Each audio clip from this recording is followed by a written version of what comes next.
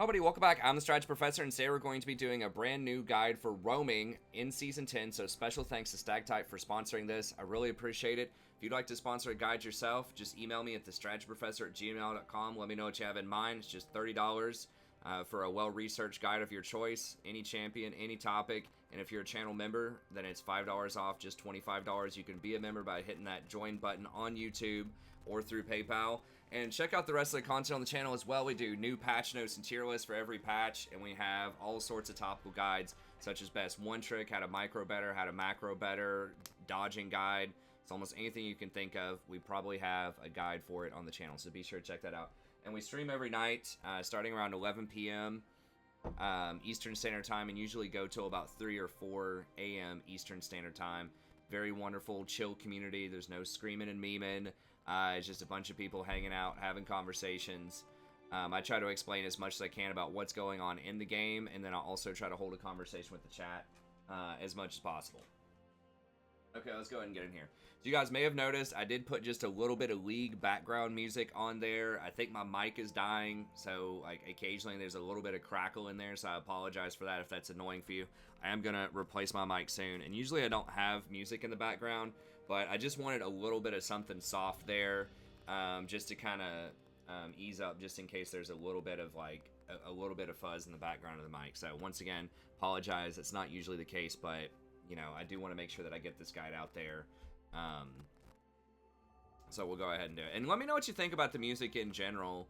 I was trying to find some free, copyright-free music, like some chill music, maybe some bamboo flute, or, you know, some just relaxation music or whatever. I was kind of having a bit of a hard time finding something that I like, so I just went with League music. Hopefully that's copyright-free because it's, you know, all over a million videos on YouTube. And I assume most people probably won't object to that because it's League music. So that's going to be playing in the background here for a little bit. But anyways, let's go ahead and get in here. So there are a few things we're going to talk about in terms of roaming. Advantages, disadvantages. A lot of people don't think of disadvantages of roaming. They think of roaming as always a good thing, when in fact, I think that people over-roam all the time. I see it a lot in the coaching videos that I do. You can get coaching on the channel as well. $25 if you want to do that, or $20 for members.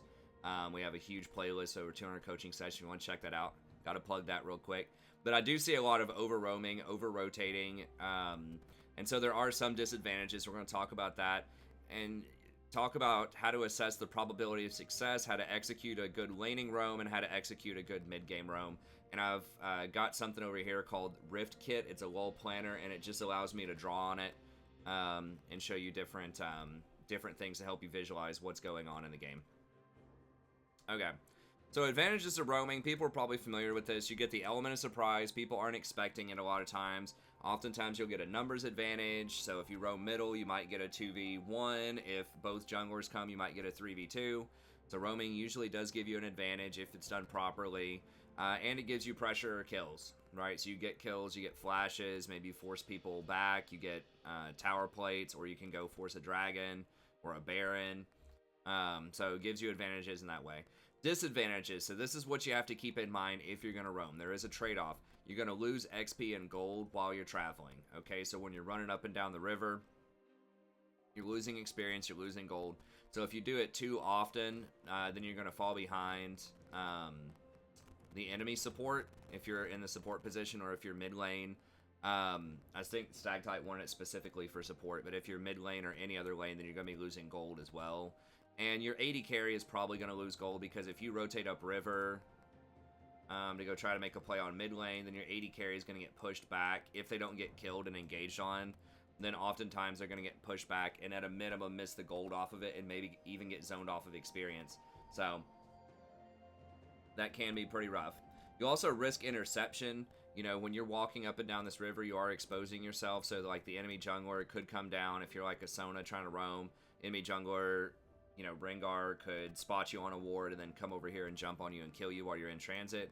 Or if they see you and like mid lane doesn't have priority, then they could collapse on you and kill you that way. So there always is that risk when you're in transit by yourself that you could get picked off, especially if you don't know the warding situation. And you're losing pressure in your lanes. This is very similar to losing golden experience, but that means that they are going to be able to push you in most likely. They're going to zone your AD carry off and push. So then when you come down here, you're going to be stuck in your tower, and that might be an opportunity for them to come up here and get dragon or something while you're in the tower, right? Because then it's going to be much harder for you to rotate over there to contest that. So you're losing tempo. So not only are you losing the golden experience, but they have the advantage if they want to go get something on the map, like dragon, scuttle, deep vision in your jungle. Maybe they want to counter roam when they get that tempo advantage. So maybe, you know, you've got right here, and then you try to roam up this lane. Let's say you come over here, you try to roam mid because mid's pushing. You know, you get mid's flash, but now they have you pushed in the tower. You come back down here, you know, this little dance. And now you're mid laner because their mid laner doesn't have flash anymore. Your mid laner's pushing them up, and then their support roams and gets them like that, right? So it always can create this kind of domino effect of losing pressure, and then potentially making something of that if you don't get a high quality roam off. So those are some of the disadvantages there. Okay, so how do you get a good roam then? When is a good time to roam? How should you think about it? Well, number one is you need to be able to assess the probability of success. You need to have a very high chance that something good is gonna come out of that roam. Okay, especially the lower your elo is, the more likely that it's gonna be a bad roam. A lot of times, because your allies just may not follow up. They may not, you know the warding situation or communicate that with you. They may not be using control wards or sweepers to get rid of wards. You know, if you go in and engage, you know, even if they're pushed up like this and you come in and engage, they may not see you coming, even if you ping them. They may not have their CC, or they might just be scared, right? Like maybe they're at 50% health and you're coming in, you know, you're Nautilus or something, you're going to tie them up, and you could all in and kill them. You know you can, because you know your damage, you've got Ignite. But they're just too scared, and they just sit back, and then this person just turns around and kills you while this guy just watches and farms under tower. So the higher the elo bracket, the better roaming is, because you're going to be able to capitalize on the situations a lot more often. And, you know, that is something that it can be misleading if you watch a lot of, like, challengers talking about how to win League of Legends or whatever. I remember Dong Hop did a video. I don't know if he's challenger. He might be. But he did a video about, I think it was Olay, and he was saying the key to climbing his support was roaming, and he was showing all these clips of Olay, who's a challenger, formerly, he might still be a pro player, who would roam all the time with Thresh and get these crazy plays off and stuff like that, and that just doesn't happen most of the time if you're playing in like silver or gold. Okay, so you want to make sure that you have a really high probability. So number one thing when you're going through and looking to see if it's going to be a successful roam or not, you want to be thinking about the mobility. Now, part of this is going to be your boots and any sort of mobility that you have, and that's something that you know, have to get a hang of, right? Some champions just going to be more mobile than others. The obvious thing is mobility boots. If you're running a champ with Moby boots, you know, like a Blitzcrank, Nautilus, Leona, Rakan, things like that, then it's going to be much more likely you're going to be able to get a good gank off, because you can run through wards, and you're also, they may not have time to react. Like if you come around this corner right here and, you know, they're pushed up to right here, you know, in a gold game or something, and you run around here as Nautilus, you know, they've got about half a second, if this is warded, right? Half a second or less. Well, maybe not quite that fast, but like 1 or 2 seconds maximum when you're running in here for them to react and run away before you get your engage off, right? Because you're coming in so fast. So mobility is definitely a thing, and then think of like mobility in fights too, right? That's also important to consider. Is your mid laner going to be able to dash in and follow up, or are they playing something that doesn't really have a lot of mobility, you know, early on in the game? A lot of mid laners do, but there are some that just may not be able to close the gap fast enough. And one of the important things to think about as well is the enemy. Do they have mobility, right? So if you're trying to gank a LeBlanc or something like that, it's going to be really hard. You're going to have to bait her into using both of her W's to get away, or someone like a Zed, you have to bait him out of his shadow. So a lot of mid laners are going to have escapes. So if they have, or if it's like a level 6 Kassadin, it's just so hard to gank them because they just have a mobility advantage. They can just, you know, dash away under their tower. So you want to consider that before you try a roam. And think about CC too. Like some champions just don't have a lot of crowd control, and you may not have crowd control either. So, you know, if you're coming up and you're trying to roam as a Soraka, and it's you're roaming for a I don't know, a Katarina or something like that who just doesn't have any CC, it's going to be really hard to get that roam off, especially if they're playing, you know, like a Zed, a LeBlanc, or a Fizz, or just anything with a dash. That's going to be difficult. Whereas if they're playing something like a Malzahar and you're playing a Nautilus or a Leona, you have a ton of CC and it's a really high probability that you're going to get a good gank off if you can get around the wards. So just keep that in mind, you know, just think, you know, do we have enough CC? Do we have enough burst damage to, you know, kill this person on this gank, or at least get their flash? So, you know, sometimes it's just not worth ganking mid. You know, if they have a LeBlanc and you don't have any point-click CC, you may not be able to gank mid. Okay? Just keep that in mind first. Number 2 is tab and interpret the power level of allies and enemies. So make sure you understand their items. Okay? So if you have like an 0-3 and an 0-4 Kassadin on your team, and they're playing like, they have like a 3-0 Zed or something like that, it might be a bad idea to gank that, because he might be able to turn around and kill you. Or if the enemy jungler shows up, for example, and you end up in a 2v2, then they might kill you. Okay, so if your laner is really far behind, you don't want to try to roam and gank for people that are really far behind most of the time, unless they just have a huge amount of just baseline damage, like Darius, for example. Even if he's behind, if you get a quality roam off, he can still kill somebody with pretty much no items, because he has really high base damages. So just kind of understanding, do you have enough damage to actually kill them?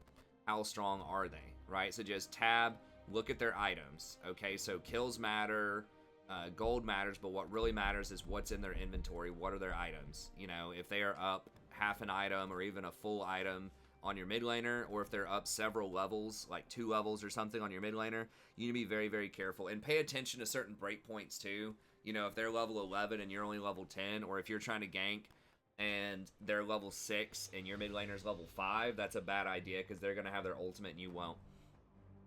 So just press tab, think about it. There's not a really easy answer to that. You just have to understand the champions and matchups. And that just takes experience. Just think, do we have a reasonable shot if I show up of getting killed? If they have some sort of mechanic that can isolate and kill people pretty easily, like a Mordekaiser ult or something like that, Mordekaiser's really hard to gank because he can just ult one of you and force a 1v1, right? And Darius is another champion that can turn it around because he has resets and kill multiple people. So just keep that in mind. Check the CDs of ults and summoners, okay? So don't forget about teleport as well. So if you're trying to, you know, roam up here to mid lane, you need to know, does he have flash, right? So you need to, you know, either ask your mid laner or just check the timestamps and just see if they have flash or not. If they have flash, it's less likely you're going to be able to get a kill. But if they don't have flash, then you know you can probably get a kill. See if you know their cooldown on their ult, if it's a really long cooldown ult, like a Karthus ult or something like that, or I don't know, like a Talia ult or a TF ult wouldn't be doing that. Obviously, if you're ganking them in mid lane, most likely. But just see if you understand the ult situation, and check the situation of your ally as well. See if they have their ult, do they have their flash, do they have ignite, or some other offensive summoner spell that they can use. Do they have exhaust? So just check the situation there, and be aware of teleports, okay? So if your top laner, or if their top laner has a TP and they haven't used it, just understand that they might be TP into one of these side bushes, or they might TP right on top of the minion wave. Just be ready for that and be ready to run away, if that's the case, if you're not going to be able to win the fight. Consider the ward situation as well. So you need to make sure that at least your part of the map is clean of wards. So you got to make sure you sweep those out. Then you also have to know where the popular ward spots are. So like these spots are really, really popular to ward. This little triangle of bushes here. If you haven't swept it, just assume there's a ward there most of the time. And then, you know, these places are all really popular as well. So just understand, try to understand the ward situation, at least sweep your part. And then when you're coming up, you know, if they back up, when you're already committed to the roam, like let's say that you start roaming up here, just watch how the enemy laner behaves, right? So if you push him in a tower, we'll talk about lane priority here in a second, but if you push him in a tower and you start roaming up here, and you get to about right here, and their mid laner has been up really far, and then all of a sudden he just turns around and runs back, then you know there's a ward in that area, okay? And you can just ping that for your team. Just ping the warded icon like around here somewhere, just so they know. So just watch that. If they are really aggressive and they just randomly change their behavior, then it means something's warded, okay? So don't just come up here and like sit in this bush when he's backed up, right? You just, as soon as you see that they're changing their behavior and it's very obvious that it's warded, you need to back up. Because not only is it like not likely that you're going to be able to get the gank off, but they could be, that's alerting the jungler that you're coming in, so the jungler could come in for a counter gank. So the longer you sit there on wards, the more likely that something bad's going to happen to you, so don't do that. And then interpret the junglers and their power in situation too. So if you don't know where the enemy jungler is, you need to assume that, I mean, especially if it's in the mid lane, if you're roaming to mid, you need to assume that they're going to be able to get there pretty quickly, because whether they're on the top side of the map or the bottom side of the map, you know, they're almost always 10 or 15 seconds away if they want to show up the mid lane, okay? So just keep that in mind. Just say, okay, well, what happens if the jungler shows up? Can we win? Where's your jungler, right? Is your jungler, like, did they just base? Is your jungler also over here, you know, doing raptors, and maybe they can jump in on this with you? So just check out the situation. You know, if you're trying to gank mid and your jungler's way over here on Gromp, and they're like at 50% health or something like that, it might be a bad idea to try to gank that if their jungler is going to show up. Especially if, you know, you have some kind of power farm jungler, you've got like a Master Yi or a Shyvana or something like that, and you know she's just going to be like power farming, and they have something like a Lee Sin or an Elise or some other like really spooky early game jungler, you need to be very scared of that and respectful of that. So just keep that in mind. Okay, so how to do a roam. So let's say that you tab and you're like, you know what, I think we've got a chance to get a kill. You know, they have a Yasuo on their team, doesn't have a lot of great escapes. He's pushing our mid laner in all the time. They're about even on farm and items, and our mid laner is somebody that can actually do something early game. Maybe it's a Diana, and the Yasuo and the Diana are both level 6 or something like that. And you're playing a Nautilus, a Leona, Rakan, you know, something that's got mobility and CC. You're like, I want to roam. Okay, so how do you set that up? Number one rule is try not to leave your AD carry in a dangerous situation, okay? Now, this is just going to depend on matchups too, bot lane, but if they have like a Leona Draven or something like that bot lane, and your AD carry is like Jinx or Twitch, you know, or something else that doesn't really have an escape, you need to be very careful leaving them. Now, at higher elo brackets, usually the AD carry will start roaming with you, right? Like maybe in Platinum Plus, AD carry will roam with you half the time whenever you roam up as support. But if you're in like silver or gold, AD carry may not understand that you're leaving lane, and that's another reason why it's increasingly dangerous to try to roam a lot in lower elo brackets, because not only is the roam itself less likely to work, but you're also more likely to get punished in lane, right? Because your AD carry is probably, if like the CS is right here, AD carry is probably still going to try to go up here in CS, and they're not going to respect the fact that you're not there, and the Leona can just run at him and kill him, right? Like the Leona could just like flash in, E, hook them, and, you know, they're dead, and then they're just going to spam, you know, question mark ping you, right? So you got to keep that in mind. How mobile is your AD carry? How smart do they seem? Does it look like they're going to get caught? So that, you know, that can be kind of scary. So try not to, especially if you know your AD carry, there's a very high probability that they're going to die, then you need to be careful.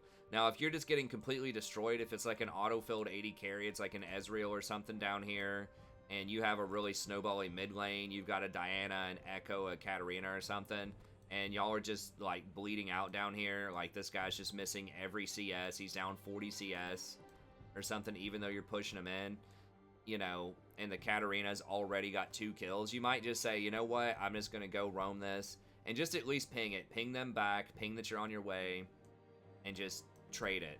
But in general, if you kill the mid laner and they kill your bot laner, that's going to be net positive for them. It depends on the situation, right? If their Draven's getting fed and you're just feeding your mid lane Karma or something, that's definitely a loss for you.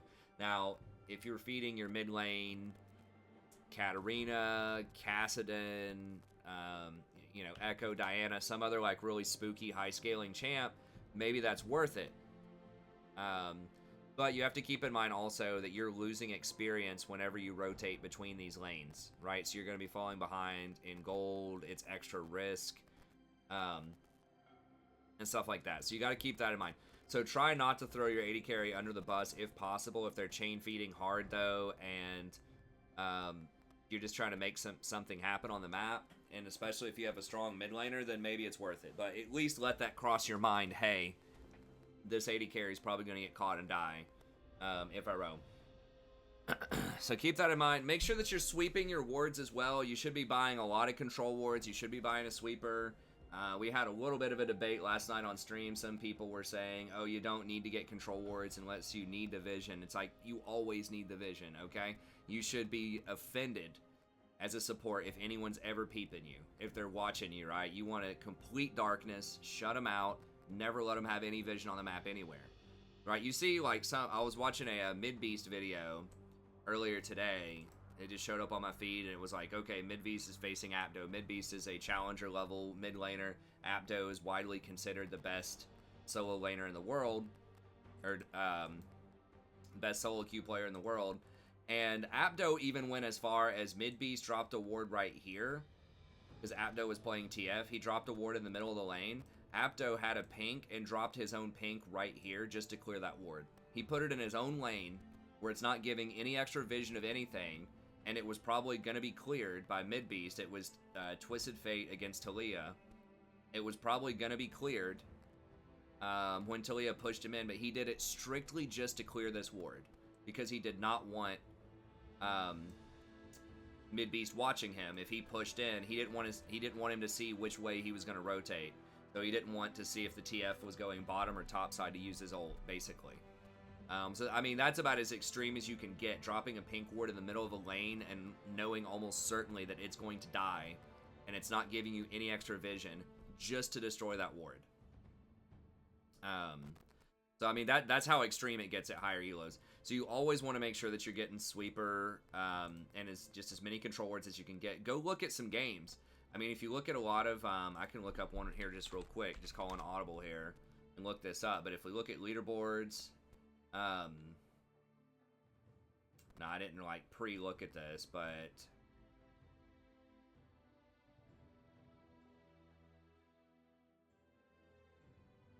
looking from Iron or whatever. I mean, but just look at this. If we go to ranked solo queue here, look at the ward situation. Now, some of these games are, you know, a little bit off, but like 12 control wards, 17 control wards, 21 control wards, right? In these games, 15, 16, 24, 17. You know, they are buying a lot of control wards, like these challenger supports, okay? So, like, you need to be getting those control wards. I know that, you know, a lot of times people out there are thinking, oh, well, it's a tax. I don't want to spend any money on it. It's not a tax. I did a whole vision video, so be sure to go check that out. So I'm not going to hit on that too much. Go ahead and reset that. I'm not going to hit on that too much, but it is super, super important to get as many control wards and try to control vision as much as you can do it. So make sure that you've got, like, all of, especially these popular spots swept, right? So you can have a control ward in this bush if you have priority in the lane. We'll talk about priority here in a second. And then just have that sweeper come through and check this out. Now, keep in mind that just because they see you doesn't mean that the gank doesn't work, right? So if they're pushed up really hard, especially if you have Moby boots, then you can still get a gank off. So, like, if you're running up here and, let me go ahead and just clear this real quick. Let's say you're running up here and they have just a really shallow ward right here and they're pushed up Yasuo versus Diana in mid lane.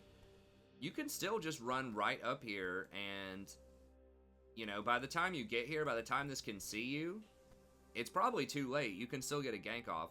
Another trick you can do is, just like hug this wall and run up here and go this way. If you're not sure of the ward situation there, we'll talk about that here in a second. Some pathing you can do to avoid wards. but that's super common, is to try to avoid any ward that would be in this bush. You can see the radius on it right here. It's not that far, right? So you can come in and sneak in this way, or if you're something like a jungler, you see this all the time in pro. You know, if they're pushed up this way, you'll see the jungler come in and go around that ward there and just come around these ramps. So avoiding this little area here and just walking around the walls is a really good way to dodge a lot of the wards. But we'll talk about that a little bit more here in a second. But try to sweep the wards as much as you can. And now try to get priority in the lane. So I have a whole video on priority as well. But basically what that means is you want them pushed into the tower. Why do you want them pushed in the tower? Well, there's several reasons for that. Okay, so let's draw the minions out here. So you want to try to put them in, and in general, this is what you want to do in the bot lane. It's different top lane. You oftentimes want to freeze because it's a lot harder to roam unless you TP, which is kind of situational. But in the bot lane, you want to push, you want to try to get priority in the lane, and the biggest thing is if there are a lot of minions in the tower there, it makes it really hard for them to follow, right? So that means that you're going to get all of these steps here, because if their support wants to follow you, then they're the ones losing most of the experience and most of the gold, because their minions are going to be dying at a much, or like your minions are going to be dying at a much faster rate when they're pushed into their tower, because their tower's hitting them, right? So then they are going to end up losing all of that experience, and then when you come down here, minions naturally push off of the towers once they're there, because your minions die faster than theirs, and so it will naturally start pushing back towards your tower. And so that means that if both of you run up here, you're going to get there first, most likely, because you have a clear path straight through the river, and he has to run around this way. So you're probably going to beat him there if he tries to follow you. And then after the play is done, if you both rotate back down bottom, then it's most likely there's going to be a bigger wave about right here, assuming the AD carries just farm normally, and you're going to be able to catch more experience and more gold. So that's number one. It punishes them because they lose experience, they lose gold if they want to chase you. Number two, it's less likely that they're going to engage on your AD carry. Now, they might do it, but your AD carry can step back and chill a little bit, and they're not missing as much gold because, once again, it's going to push towards them. So if they just sit back a little bit, now, will they actually do this? You know, that's just a risk that you have to take. But in theory, they could. They could just sit back and chill, and, you know, they can feel confident they're not going to miss as much experience and gold because it's going to be pushing towards them. So those are the main reasons, is it just puts pressure on them. You get full vision on the support and the AD carry. You know if they're following you or not. If they do want to follow, they lose experience, they lose gold. It's doing chip damage to towers. If there's just a random fight that breaks out, like let's say that, you know, the lane is pushed into them, or it's slow pushing into them, and you run into the enemy jungler jumps you over here, and then, you know, they all decide to come over here and fight you, and then, you know, your jungler's over here, and your jungler gets involved too, and it just turns into this huge skirmish in the lane. Well, guess what? You've got the minions, they're stacking up, it's getting close to their tower. That means that if you win that fight, then you can rotate back over here, and then potentially take plates or take the tower. So those are the big advantages of getting a wave built up. Now, the best way to do this is with a slow push, but you have, like, your AD carry has to help you with that, and that's a little bit more advanced. So how you set up a slow push is you zone the enemy off the wave as much as you can, and then you just allow, you don't kill all of the minions super fast, you just allow there to be, you know, maybe one or two more minions on your side at a time, and then it slowly stacks up a huge, you know, wave of minions, so that eventually when it hits the tower, you might have, like, you know, 10 minions on a tower. And this is often done at higher level play in anticipation of a dive a lot of times. And one of the big reasons are if they try to fight you on that dive, then all of your minions are going to be hitting them and adding in a bunch of damage. And if you kill them, they miss a ton. They're missing like 2 waves, and you have more minions there, so you can take more plates. So the best thing is to get a slow push, just because it, you know, of all those things I just said, it's riskier for them to fight if they want to. They lose even more if they want to follow. If you win a fight, it puts even more pressure on the tower. But if your AD carry doesn't know what a slow push is, or is not down for that, it's fine. You can just push it in normally and roam. Okay? So ping your intent on a roam. And this is really important. Just tell your AD carry to back up, ping him back a few times, and just ping that you're roaming middle. Just ping, ping, ping, middle, ping him back. Will he listen? I don't know. Once again, you have to read it based on your AD carry, but at least ping it, let him know what your intent is, and then whenever you roll up, ping the person that you're targeting, right? So a lot of times, it's just going to be the mid laner if you're a support, but if there's like a big fight coming in, you know, maybe their jungler shows up over here, your jungler's showing up over here, and, you know, you're rotating up here, just ping, you know, just ping the mid laner, ping the person that you're going to go for, that you're going to use your cooldowns on. Now, this is really important if you're a mid laner, too. If you're a mid laner going bottom, and let's say that they're pushed up here. If you're a mid laner going bot, ping either the AD carry or the support. If you just hold down Alt and then just left click on somebody, then it puts a little target on top of them so that people know who you're targeting. Okay, so just let them know what your intent is, where you're going. Hey, thanks for the sub. I appreciate it. Path around popular ward spots. Now, this is something that I just hinted at a second ago, but don't walk over places that are likely to be warded as much as possible. So typically, if you're on blue side down here, you're going to have a control ward right there. And the most common place they're going to have a ward is probably in this bush right here. But let me straighten this out a little bit. Let's say the jungler's over there.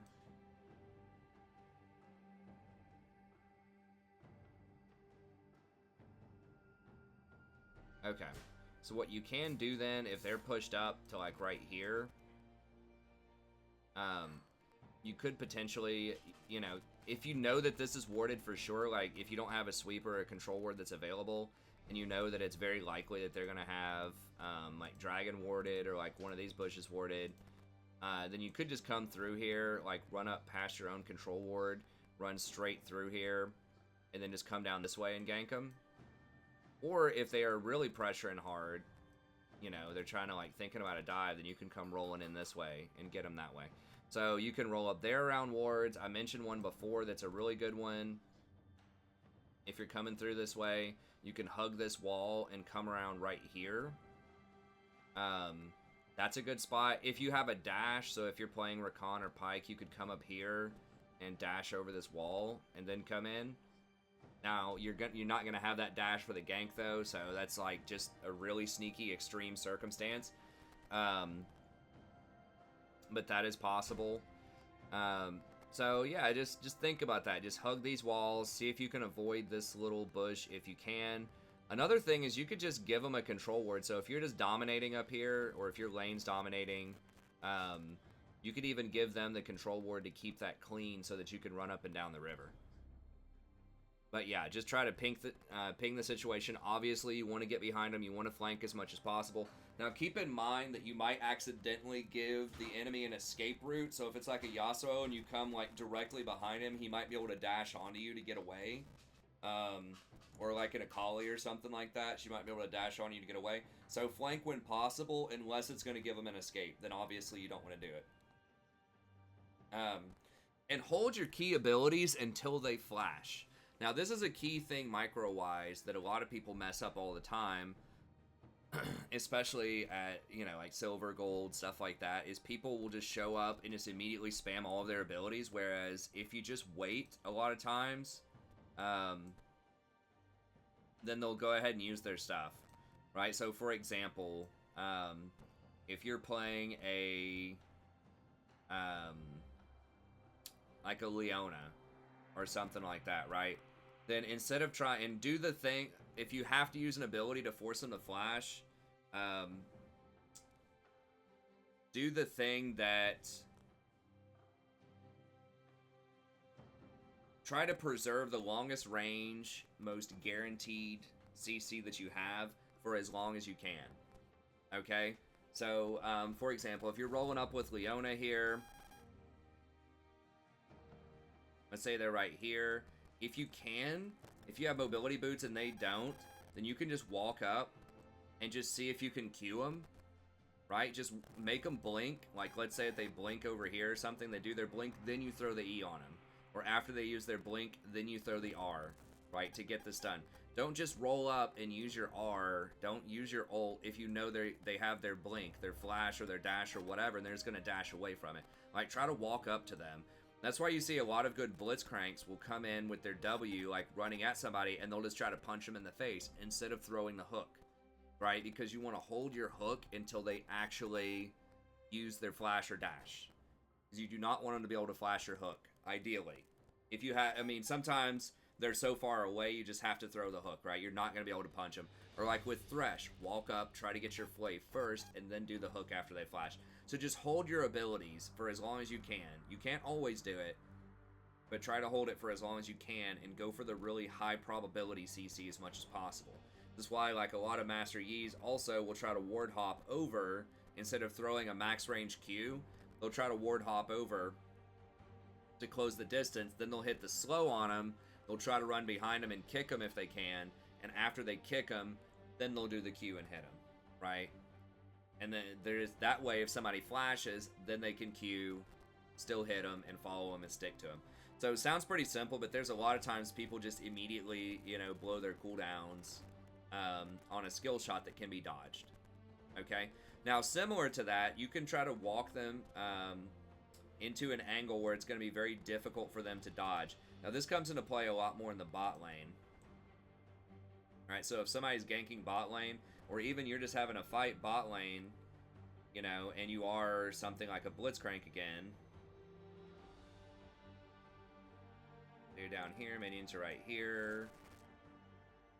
Say you're blitzcrank, and your jungler's coming in for a gank right here. You don't just want to throw your hook immediately, right? You want to walk up here and see if you can get them into this wall, right? So see if you can just kind of scare them into the wall. And a lot of people are going to be looking for that hook, and they're going to be sitting here trying to juke back and forth. And you can just walk up, and then they flash, and then you hit them with the hook right there. Okay? Because if you just come around here and you just throw this hook, if you throw it right up the lane, right? You just throw it like right here. Then they have a lot of places they can dodge, right? They can either dodge to the left, they can dodge to the right. They have this full range of motion where they could potentially dodge. But if you get them against the wall here, then they have much less angle because they only have 180 degrees here instead of 360 degrees where they can go, right? Because there's a wall there. They can't move that direction, right? So then when you throw your hook in, if you come to right here, right? And all of a sudden you're throwing your hook right here, like, that is a lot harder to dodge, right? Like, their only real chance to dodge, if they're in there, is, you know, they have to cut back to do it. A lot of times, like, usually they'll have to cut straight back, and if they do that, then they'll be out of position, and you might be able to walk up and hook them, or ignite them and ult them, or something like that, right? So just hold on to your stuff as long as possible, use the walls, use the angles, try to get them cut off, lower their range of movement as much as you can before you use the skill shot. And finally, as far as that goes, try not to dive. Like, just give up on the play. If you get a flash, that's okay. Just don't overchase, don't dive most of the time, because a lot of times people just miscalculate it, and they'll end up dying because the jungler shows up, or they weren't keeping track of the summoners, and, you know, the enemy still has their heal, or they still have their flash. So just don't dive, right? I mean, just think about it. If they walk away with like 1 health here, even if you have minions crashing into the tower, right? You could try to dive them if you want to. Like, if you're a Leona here or whatever, and you've got a mid lane, I don't know, Syndra or something, like, you can try to dive him. But why not just, like, pressure this tower and get 2 plates and just force him to miss all of this CS? It's fine, right? Because if you try to go there and dive, if their jungler's, like, right here waiting on you to do that, you go in, jungler goes in, then they can just turn it around. So just don't be greedy. Go ahead, just take the plates, especially if they just back. Just let them back. It's fine. And just take a couple of tower plates. It's no big deal. Okay, so don't risk a dive unless 100% you know where the jungler is. But even then, there's so much stuff that can go wrong. If you're the tank, it's a little bit better because then, like, you're controlling the tower shots. But a lot of times, you know, people just won't do it. Like, they won't follow up. They'll be scared. They don't know how towers work. They think the towers are going to hit them, even if you have the tower aggro. So it can just turn into a mess. So most of the time, diving is a bad idea until you start getting up into, like, Platinum Plus, and you can kind of do it a little bit. But in general, I would say more often tower dives end in a bad outcome rather than a good outcome. So just be careful with that.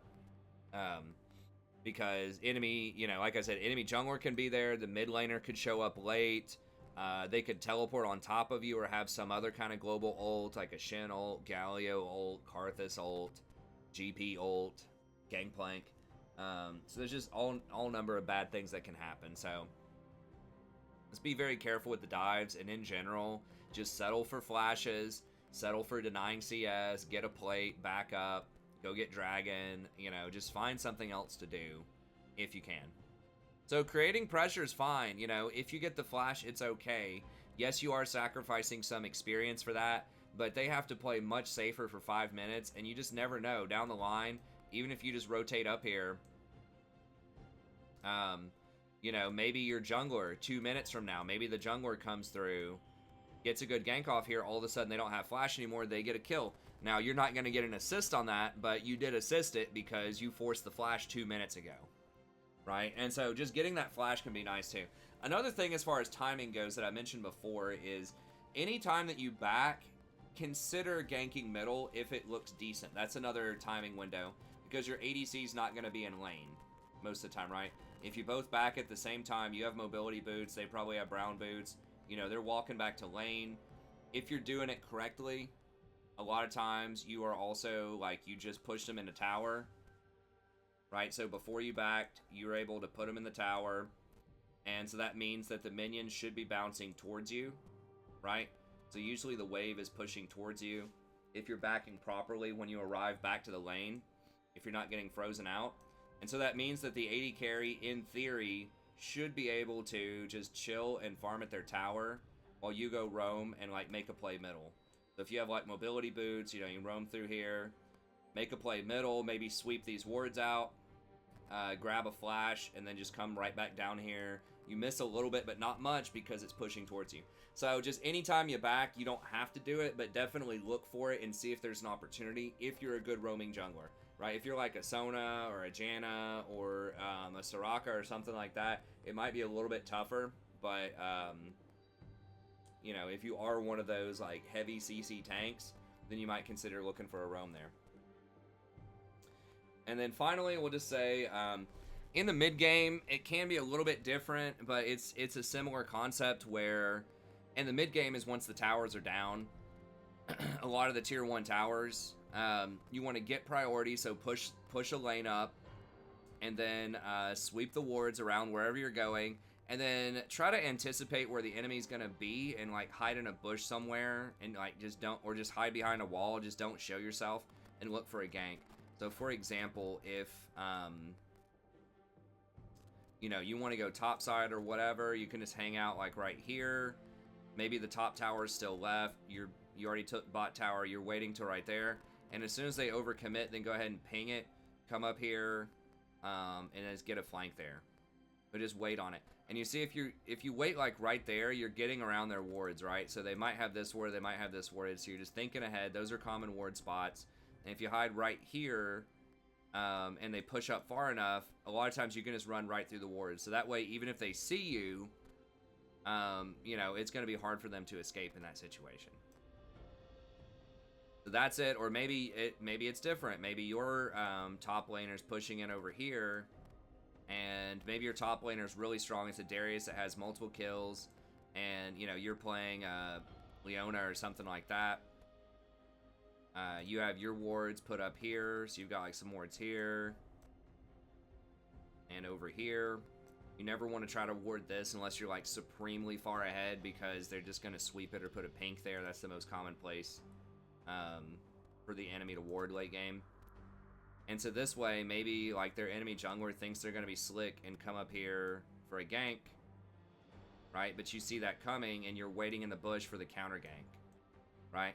So it just depends on the situation, but in general, just have a reason why you're roaming and make sure it's going to be a high probability play, right? Are you going to help your split laner out? Are you going to try to help your assassin out? Are you going to get vision and help your Diana pick somebody off in the jungle? Are you trying to set up for dragon? Are you getting ready to pick off somebody who's going to come check on the dragon? So one of the big things is keep track of where the objectives are, what the important objectives are on the map, and don't be off sides. So for example, don't try to go roam down bottom when they could be doing Baron, right? So don't come down here and try to gank their, let's say the rest of them are kind of A-ramming middle and their top laners down here. Don't try to roam down as a support if your AD carry's pinned in this tower, especially if they have high Baron threat. Now you're going to have to interpret that like something like a Master Yi with 3 items is high Baron threat. Cassiopeia is high Baron threat. Just anything that can shred the Baron, because if you come down here to gank this top laner as the AD carry and support and y'all don't have teleport, they can engage over here on the rest of your team. You know, they can engage on you, or potentially even if they don't engage and kill you, they can push you back into the tower, right? And then they can come through and sweep out all of this Baron vision, and once that's swept, then you're gonna have to go face check, or you're just gonna have to give them Baron. So that can just be a nightmare scenario. Even if you do get a kill down there, if they have you pushed in mid lane and, you know, top lane, if they have all of that pushed in and dealt with, then, and they get all your Baron vision, it's a very, very bad situation. So just be very careful. Don't do that. Similarly, if a dragon's coming up, especially if it's an important dragon, you know, if it's like a mountain dragon and they have all tanks and they're not anywhere close to the soul, you know, maybe you can give up mountain dragon in order to get a quality gank for a top laner that can snowball. Maybe that's worth, but in general you want to be on the side of the map where the objectives are. You don't want to be off sides. Now if you're a really fast moving, you know, if you're Pike or something like that, maybe you can be a little off sides. Maybe you can be a little off sides, but in general just think it's not going to be worth it for me to get a kill if they get an objective, right? If they get Rift, Baron, or Dragon, or even a tower, if they're able to pressure and take like a tier 2 tower or something, that's going to be rough. And then ping your team to be careful. That doesn't always work, but just let them know, like, don't fight. Just ping a lot. Say, don't fight, and then just ping that you're going down to go do something else. Okay, so once again, they don't listen all the time, but they're going to listen 0% of the time if you never ping. If you do ping, they will listen sometimes, right? Even if it's a third of the time, that's 33% more times that they're going to do the right thing instead of feed whenever you try to roam. So, anyways, okay. Well, that's going to be it for this video. Hopefully that gives you some ideas on when you need to roam. Just in general, you need to make sure it's a very high probability play. Now, once again, that is a gray area, like I said, but just consider very carefully, are they strong? Are you actually going to be able to convert this into a kill or at least get flashes? Is your AD carry going to die? Are you going to be giving up a free objective? Dragon, Baron, something like that. So, in general, I'll tell you, especially in like low diamond games or high plat games, just like blindly roaming middle, unless you're just completely shattering bot lane, is difficult a lot of times. The more likely scenario is, you know, a fight breaks out in the river or something like that, and you can roam into the river, right? So like maybe your jungler fights their jungler in the river, or your mid laner is like chasing their mid laner in the river. Those types of things where if your team's already in a winning situation, or you don't have to go as far, if you just have to go to like Dragon Pit area or this little pixel bush or something like that, then it's much more likely that you want to roam. Or if they're invading your jungle and you can rotate back, that's going to be a much, much higher probability of success. So there's always a little bit of gray on the roam, but I would just say in general, most people tend to roam too much that I've seen in silver and gold. It can work out really well, but there are a lot of times where you just fall behind in lane pressure or in CS if you over roam. So just think carefully, think if it's going to be worth it. But definitely do take advantage of it if you do see opportunities. It does tilt the mid laner, right? If you get a roam and it's successful, you know, a couple of times, it's going to tilt the mid laner. So that can be a positive mental edge. But you got to keep in mind that, especially at lower elo brackets, it's going to tilt your own AD carry too, right? I remember one game distinctly from, it was either a year or two ago, but I was playing, I don't remember what it was. It was some roaming support, and I roamed middle like 3 times in a row. We literally got kills on him 3 times. Killed the mid laner 3 times, and it was like a Vayne bot lane, and he was even in CS. He was actually, they were just letting him farm for free. I don't remember what their lane comp was, but they were just letting the Vayne free farm. And she typed in chat, if you leave one more time, I'm AFK. Right? And I said, I got 3 kills middle, you're even on CS. This was back before I had chat disabled. And then I chose to disable chat, not because of disciplinary action from Riot, but I just got tired of, you know, just messing around with chat. It just really doesn't matter. I highly recommend that you just mute all at the start. I just have chat, ally chat and enemy chat, just have it all disabled. It doesn't matter. You can express almost anything you need to express with pings and emotes. Occasionally you can press the little box to turn ally chat back on if you need to say something very specific, like, hey, 1-3-1 split push, something like that. But in general, I would just say just disable chat. Yeah, that just goes to show you. And that was like in a platinum game, I think, if I'm remembering that correctly. So that just goes to show you, you know, people, like, yes, it can tilt the enemy, but it can also tilt your own team. And it's pretty much guaranteed to cause a little friction for your AD carry, because people just lose their mind if you roam, even if you're successful. Just imagine if I had died on one of those roams, right? If one of those roams didn't work out, if their jungler showed up and I died, dude probably would have AFK'd on the spot, right? If I tried to roam twice, didn't get a kill 2 times and died on the 3rd time, he probably would have AFK'd. So, you know, it's a balancing act, right? It's you know, your mid laner can love you. You can look like an MVP and completely take over the game if you do really good roams. But if you do low quality roams, if you're just constantly out of the lane, you're falling 2 levels behind the enemy support, your AD carries like 30 CS back, then you're going to get flamed a lot of times too. So, and, you know, certain champions are just better at it than others, right? Nautilus, Leona, Blitzcrank, all of those are going to be better than something like a Soraka roaming or a Lulu roaming. You can still roam with those champs, but, you know, they just don't have as much CC. They're not as fast. They're just not as brutal on the roams as some other ones are. So it really just depends on your playstyle and your champions. Like I said earlier, if you have a Jinx or like a Twitch AD carry, something that's really immobile that's can get engaged on and killed easily, that's also going to make it less likely that it's going to be a good roam. Versus if you have something like a Tristana or an Ezreal that should be able to farm pretty efficiently by themselves, they have good escapes, then it's going to make it more likely you can get a good roam off.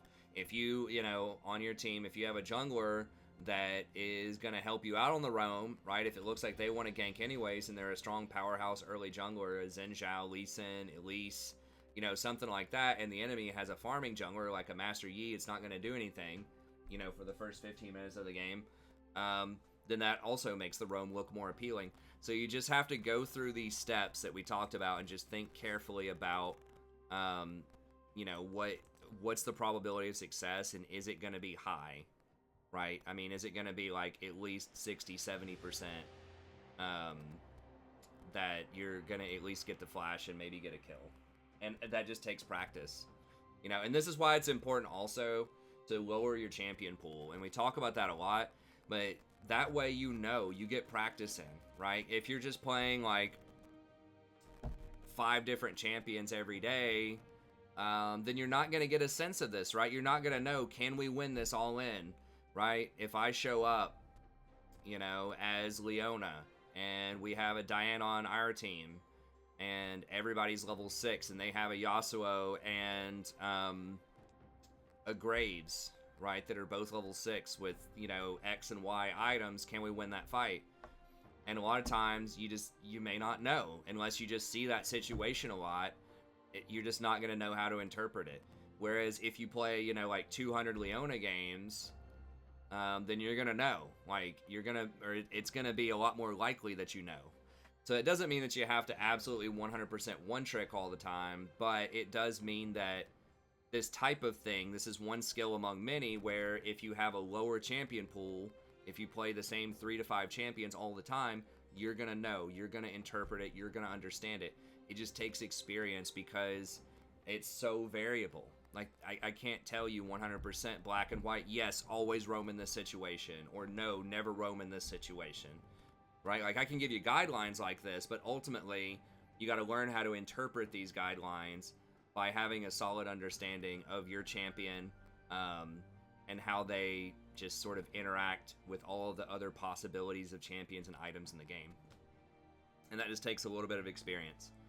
But I think if you're going through this process, if you're just stopping and thinking a little bit and not just mindlessly running out of lane every time you get a chance, or, you know, mindlessly staying in lane and never leaving, I think that ultimately will help you out a lot in the future. But anyways, that's going to be it. Thank you very much. Once again, special thanks to Stagtype for sponsoring this guide. If you'd like to sponsor a guide yourself, just email me at thestrategyprofessor@gmail.com. Let me know what you think about the music. I am going to replace my mic probably within a week or so.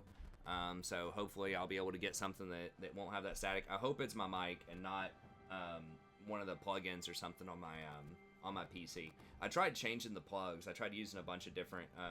it's a USB mic, a Blue Yeti. And I tried putting it in different ports, and it really didn't seem to affect it too much. So hopefully it's the mic if I replace it. But anyways, hopefully this music made it to where if there was any fuzz, it wasn't too bad. I can't hear it. When I'm recording, I can't hear any fuzz. It's only after the recording's done. And it doesn't show up. It's not detected on my OBS in terms of like mic activity or anything like that. So anyways, that's going to be it. Thank you very much. Have a good day. Be sure to like and subscribe if you enjoy the content, and I'll see you next time.